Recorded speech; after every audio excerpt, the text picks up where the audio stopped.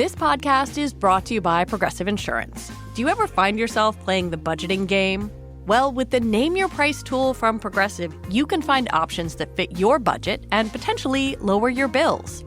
Try it at Progressive.com. Progressive Casualty Insurance Company and Affiliates. Price and coverage match limited by state law. Not available in all states. On WhatsApp, no one can see or hear your personal messages. Whether it's a voice call, message, or sending a password. To WhatsApp, it's all just this. So whether you're sharing the streaming password in the family chat or trading those late-night voice messages that could basically become a podcast, your personal messages stay between you, your friends, and your family. No one else. Not even us. WhatsApp. Message privately with everyone. A quick heads up. As we were putting this show to bed, we learned that the government had formally approved the Paramount-Skydance merger. Okay, here's the show.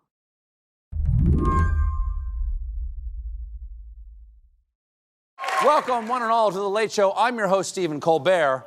And, On July 14th, Stephen Colbert came back from vacation and did what he does best, a monologue that was equal parts avuncular jokes and political news. While I was on vacation, my parent corporation, Paramount, paid Donald Trump a $16 million settlement over his 60 Minutes lawsuit. As someone who has always been a proud employee of this network, I am offended. And I don't know if anything will ever repair my trust in this company. But just taking a stab at it, I'd say $16 million would help.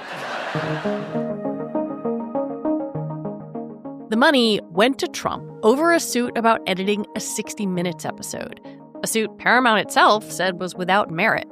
But as anyone who's been watching this saga knew, Paramount also needed the Trump administration to approve a major deal. A deal that they approved Thursday evening, allowing the company to merge with Skydance. But this Colbert monologue, this came when the deal was still just a possibility. Now, I believe this kind of complicated financial settlement with a sitting government official has a technical name in legal circles. It's big fat bribe. Because this all comes as Paramount's owners are trying to get the Trump administration to approve the sale of our network to a new owner, Skydance. Not the music I was expecting? Okay. Then, a week later, Stephen Colbert got some other news from his parent company. Before we start the show, I want to let you know something that I found out just last night. Next year will be our last season. The network will be ending The Late Show in May. And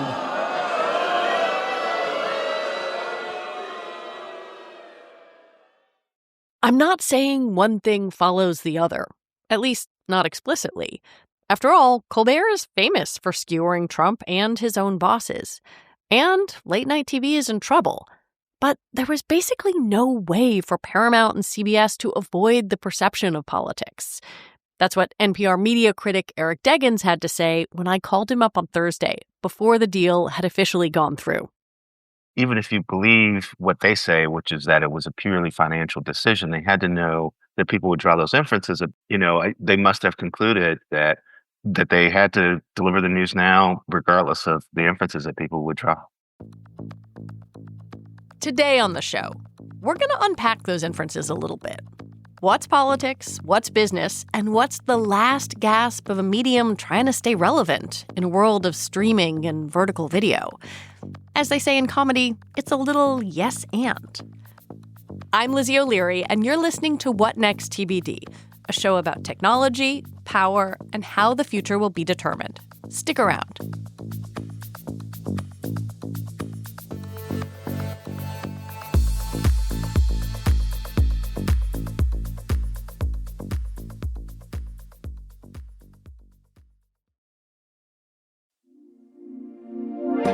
This podcast is brought to you by Progressive Insurance. Do you ever think about switching insurance companies to see if you could save some cash? Progressive makes it easy.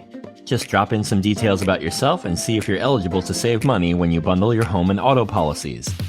The process only takes minutes, and it could mean hundreds more in your pocket. Visit Progressive.com after this episode to see if you could save. Progressive Casualty Insurance Company and Affiliates. Potential savings will vary. Not available in all states. At Sierra, discover great deals on top brand workout gear, like high-quality walking shoes, which might lead to another discovery. 40,000 steps, baby. Who's on top now, Karen? You've taken the office step challenge a step too far. Don't worry, though. Sierra also has yoga gear.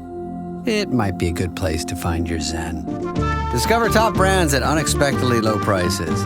Sierra, let's get moving. If you're under 50, it might be easy to forget that The Late Show was once the upstart in the late-night world. It was the home of David Letterman, who had decamped from NBC after he didn't get the nod to replace Johnny Carson on The Tonight Show. Johnny Carson was, the gold standard for TV talk, and he was a kingmaker in show business. You look at the careers of people like Jerry Seinfeld and Drew Carey and Roseanne Barr and even Bill Cosby, Jay Leno. They all became superstars after appearing on that show. And so he announced he was going to retire. And Johnny Carson had made it clear that he thought David Letterman would be a good successor. But NBC wasn't all that excited about Letterman. Jay Leno, he had better relationships with the NBC executives and also seemed to be much more willing to be kind of a traditional middle-of-the-road presence. And so NBC eventually decided that they were going to give The Tonight Show to Jay Leno. And David Letterman got upset and then decided to leave NBC. And eventually, Les Moonves and CBS lured him to CBS and created The Late Show for him to challenge The Tonight Show for late night dominance. And I think for about a year or so, Letterman beat The Tonight Show in the ratings because people were interested in what he was going to do. And of course, he hosted The Late Show there for quite a while. And then when he decided to retire, they handed the show to Colbert. And, he figured out his voice. He figured out how he wanted to do the show. And then the show rose in the ratings to become, the most rated broadcast show in late night. What do you think marks the Colbert Late Show? Like, how would you describe its signature? Well, of course, the signature is the monologue. He's always talked about how it's important to have that conversation with the audience about what happened that day. I don't know what you all are talking about, but everybody I talk to is talking about what Donald Trump doesn't want to talk about. So let's talk about it. It being the conspiracy surrounding his old dancing buddy, Jeffrey Epstein. There you go. One of the things that people who study late night TV know is that the monologue is an important part of the show because it's what the audience most keys into, and it's what they encounter right after the late news ends. So there's a real point where you lose viewers anyway. People going to bed and such, they watch the late news and they go to bed. So if you want to hold on to them, you have to have a strong beginning. He usually has some kind of pre-taped open. And then you go right into the monologue where you talk about what happened that day. And people who are fans of Colbert want to know, well, what is he going to say about what happened that day? And then if you have another sort of extra little version of that past the first commercial break, then it's a way to sort of pull viewers into watching the commercials as well. So it's kind of ingenious how they set it up. And none of this makes sense to people who watch TV online. So it's sort of emblematic of how these shows are rooted in the past while they're operating in the present. That present is a moment of declining viewership and declining ad dollars for all terrestrial TV. One that makes it tougher for networks to stomach the operating costs of a show like Colbert's, which is reportedly losing $40 million a year. It's hard to know the finances of the show. That's the first thing I'll say, because there's lots of different ways to account for expenditures. There's all these figures floating out there that various media outlets are reporting without direct attribution, so it's hard to know where they're getting those figures from and what they're using to come up with those totals. But I think it's logical to assume that a show like Colbert's costs a lot, and that the advertising revenue has been shrinking because viewership has been shrinking, and because advertisers have grown more skeptical of the effectiveness of broadcast advertising anyway. So that's the pressure, basically. These days you can see a great deal of Colbert's show on YouTube, on the show's YouTube channel. And when it airs there and people watch it there, that advertising, if they get any advertising revenue, it has to be shared with Google. It's on a platform that they don't necessarily control. So it is a tough situation because it's a show that has high production values. They're paying the star a lot of money, if you believe the figures that are out there. The revenue on the show is likely declining, and the most valuable audience, the younger audience, if they're watching the show at all, they're watching it on a platform that the network does not control. And so it's a tough situation to be in. I've seen the other late night shows. I'm thinking of Seth Meyers doing this and The Daily Show doing this. They seem to do a lot of content for their online platforms. Does Colbert do that, or not as much as the others? My sense is not as much as the others. Well, The Daily Show in particular, though, I would say, when Trevor Noah was hosting it, did a pretty hard pivot towards online. They invested more resources in online. And I think the sense was that because they were bringing in a younger host, they wanted to have a more robust presence online because that was where their audience was going. And, all these shows have presences online. They have Sure. social media accounts. They're on TikTok and Instagram and things like that. But I think The Daily Show might be the most aggressive in terms of developing products that, or maybe online first. It seemed to me that the other shows have mostly tried to figure out how to take the material that they're creating for the broadcast network and figure out how to present it online in ways that would reach those audience. Network heads have been caught between the desire to reach audiences and make money and the increasingly combative nature of the Trump administration. The lawsuit that kicked all this off, for example, began when Trump sued Paramount last year, claiming that 60 Minutes deceptively edited an interview with former Vice President Kamala Harris. Almost all legal experts describe the suit as flimsy, and Paramount's decision to settle sat poorly within the ranks at CBS. I think there was a strong sense within CBS News and journalism experts watching this unfold that the company had settled a lawsuit that it didn't need to settle.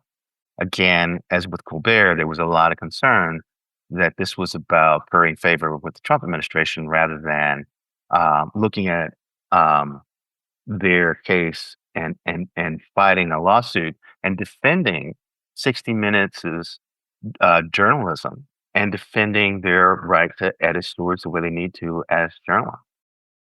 CBS executives put out a statement about the cancellation, saying this was purely a financial decision against a challenging backdrop in late night. It is not related in any way to the show's performance, content, or other matters happening at Paramount. I mean, clearly they know the context in which all of this is happening. And I guess I wonder, will we ever be able to tease out how much of this was business, how much of this might have been about politics, and whether we're just going to be left wondering? I mean, well, what's going to happen, I think, is a lot of really great journalists are going to sort of descend on all the people who were party to these discussions and try to get them to talk either on the record or on background about what happened. And then perhaps at some point, we may get a sense of what happened if enough people weigh in who were close to the decision-making process. It is always hard to know when the truth to something will come out or whether there's even, one truth to be known. Yeah. It's entirely possible that you could say this decision was a result of, the new owner's view on what they want to see in late night and CBS, the economics of the situation, the desire to get the deal closed and not to irritate federal authorities who might oversee that decision. I mean, it's entirely possible there might be 3, 4, or 5 things impacting this decision, and gauging which one was paramount might be tough to know. That's the situation we're in. After the break, just how much does the Colbert cancellation change what the other late night hosts and their bosses decide to do?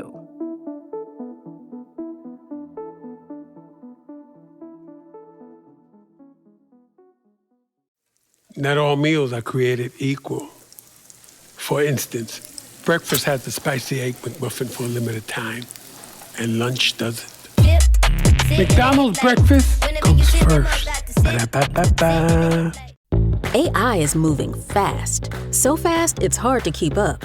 In fact, in ServiceNow's latest AI Maturity Index, scores dipped 20% from last year. But that's okay, because AI isn't a sprint. It's a marathon. You may be behind today, but tomorrow you could be a pace setter. Dive into ServiceNow's AI Maturity Index and see how you can innovate as fast as your ambitions. Visit servicenow.com/AI maturity. Ryan Reynolds here from Mint Mobile. With the price of just about everything going up, we thought we'd bring our prices down. So to help us, we brought in a reverse auctioneer, which is apparently a thing. Mint Mobile Unlimited Premium Wireless. How to get 30, 30, bit to get 30, bit to get 20, 20, 20, bit to get 20, 20, bit to get 15, 15, 15, 15, just $15 a month? Sold! Give it a try at mintmobile.com/switch. Upfront payment of $45 for 3-month plan, equivalent to $15 per month required. New customer offer for first 3 months only. Speed slow after 35 gigabytes if network's busy. Taxes and fees extra. See mintmobile.com. Before the merger was approved, both Paramount and Skydance promised to roll back their diversity, equity, and inclusion efforts. Indeed, Skydance's top lawyer wrote a letter to FCC Chair Brendan Carr on Tuesday, saying the company wouldn't have any teams or people focused on DEI. Moreover, in a nod to conservatives, the company said it would install an ombudsman to monitor any complaints of bias at CBS. It certainly gives you a sense of what the view may be of the new owners as they come in. And, I think a lot of eyes are going to be focused on 60 Minutes and CBS News and whether those outlets will feel free to pursue their journalistic mission without interference from the people who have bought the company. And, one of the things that Skydance reportedly promised is some sort of review. So to have somebody come along and say, well, we're going to do a review. Well, why do you feel the need to do a review? What are you seeing that troubles you? What are you going to try to correct? These are all questions that we don't know the answer to. And, behind all that is a suspicion that one point of view is going to be elevated and that it's going to somehow suppress or cancel out other views rather than just letting journalists, do their jobs. Colbert is such a big name, even in a fractured television landscape, and has such powerful friends who we have seen,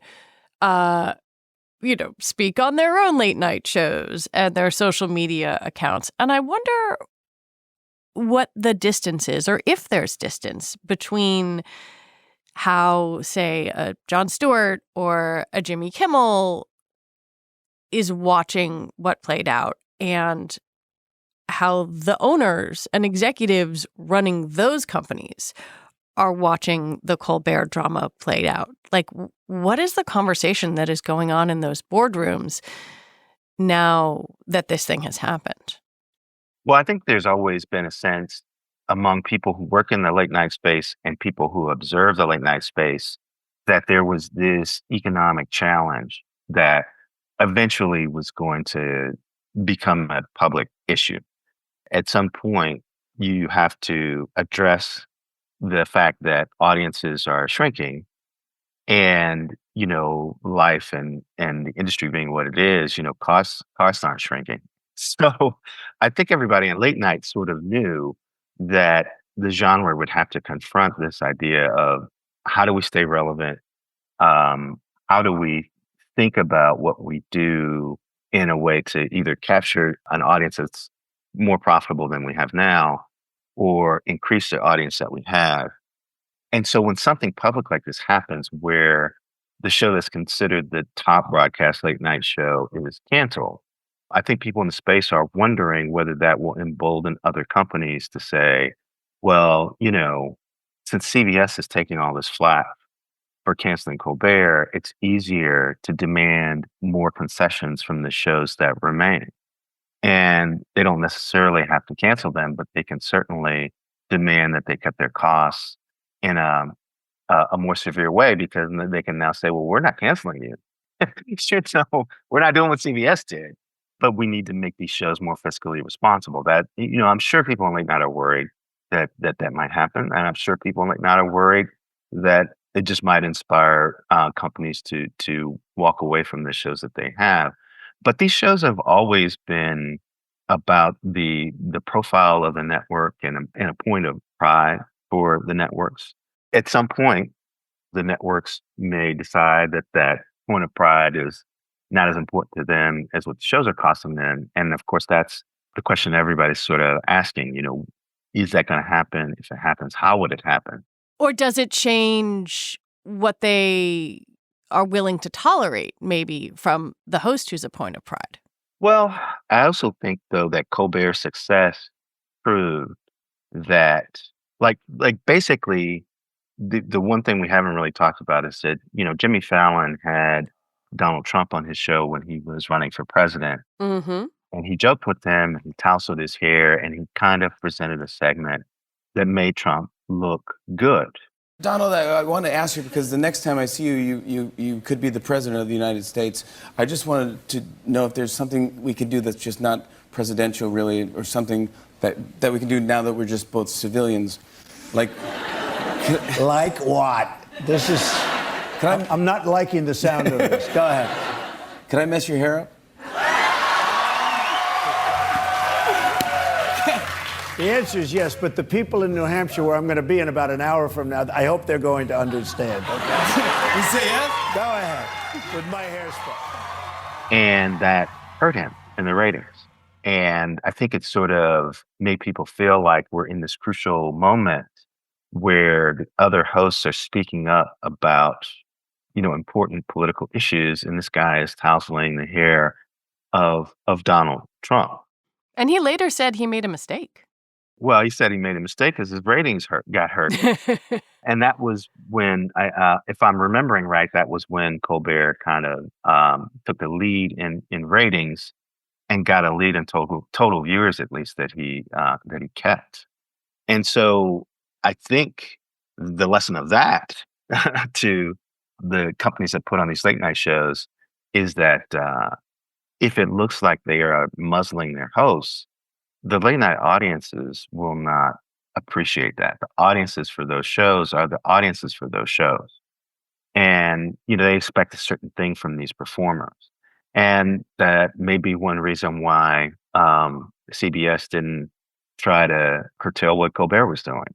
They realized that these performers are these performers, and their value comes in letting them say artistically pretty much what they want to say.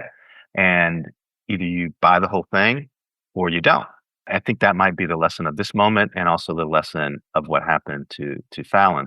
Jimmy Kimmel, after all, works for Disney, which, cut that settlement with Trump, for ABC News. So you didn't get a sense after that settlement that they tried to rein him in at all. So I think, that's sort of where we are. They've got to know that trying to make these hosts temper their messaging is not going to work, because the audience that's showing up is expecting what they're expecting. Eric Deggans, thank you so much for your thoughts and spending the time with me. Thank you for having me. Eric Deggans is a media analyst and TV critic for NPR. And that is our show for today. What Next TBD is produced by Patrick Fort and Shayna Roth. Our show is edited by Evan Campbell. Mia Lobel is the executive producer here at Slate, and TBD is part of the larger What Next family. And if you're looking for more Slate shows to listen to, check out this week's episode of The Discourse from What Next TBD, our series available exclusively to Slate Plus members. This week, we are talking about the Coldplay couple. Yes, you know, they hit the deck. You know why. We got a spicy take about it, so you got to listen to The Discourse. All right, I'm Lizzie O'Leary. Thank you so much for listening. We'll be back on Sunday with more episodes. See you then.